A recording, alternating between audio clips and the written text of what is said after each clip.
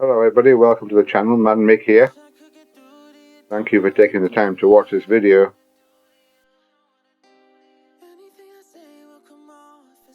This video is a training video on how to change the 350E electronic seat lock. It's sent out to dealers, etc., but just one for you to watch. Enjoy the video. In Chinese at the moment, because obviously the bike is sold mainly in China at the moment. It will be coming over to Spain very shortly if it hasn't already come over to Spain. But yes, so you'll have lots of videos on how to do certain things.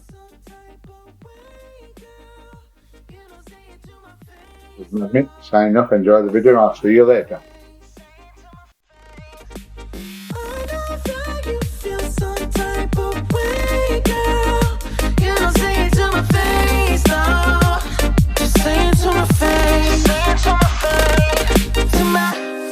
Making the rules I abuse, I'm confused enough.